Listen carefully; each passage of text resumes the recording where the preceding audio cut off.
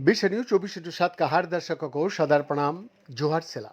दर्शकों, molecular biology and evolution में प्रकाशित एक नए शोध पत्रों में पाया गया है कि जलवायु परिवर्तन के कारण जानवरों का विकास में होने वाली बदलाव प्रारंभिक घटना के बाद कई पीढ़ियों तक बने रहता है। जी हाँ, जलवायु परिवर्तन का बढ़ते प्रभाव से विकास की गति भी तेजी से आने का संभावना होता है। जहाँ मानव जनित जलवायु परिवर्तन के कारण पृथ्वी पर तापमान बढ़ रहा है, जिससे कई आबादी के लिए विकासवादी चुनौती खड़ी हो रही है। उच्च औसत तापमान और लू जैसी चरम घटनाओं के कारण तनावपूर्ण घटनाएं अधिक बार होती है, जो विकास के लिए प्रेरक शक्ति का रूप में कार्य कर सकती है। हाल का शोध से पता चलता है कि डीएनए अनुक्रमों और जीन विनियमन के बीच परस्पर क्रिया पर जबरनी अनुकूलन को तीव्र विकास से जोड़ सकती है। फिर भी प्राकृतिक आनुवंशिक पृष्ठभूमि में यह प्रक्रिया किस प्रकार परस्पर क्रिया करती है, इसके बारे में बहुत कम जानकारी है।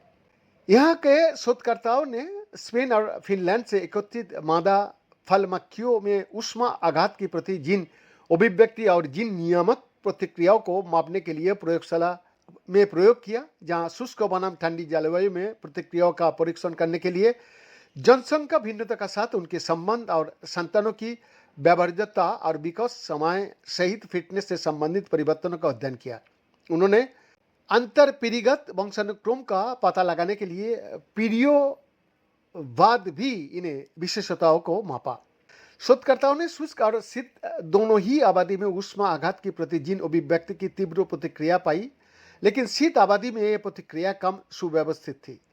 जहां ऊष्मा आघात ने दोनों ही आबादी में प्रारंभिक संतान समूह यानी ऊष्मा आघात के 2 दिन का भीतर दिए गए अंडे के जीवन क्षमता और विकास को नकारात्मक रूप से प्रभावित किया, लेकिन शुष्क आबादी में बाद के संतान समूह जहां ऊष्मा आघात के 2 दिनों से अधिक समय बाद दिए गए अंडे नियंत्रण समूह की तुलना में तेजी से विकसित हुआ, जो एक संभावित लाभकारी शारीरिक प्रतिक्रिया का संकेत देता है।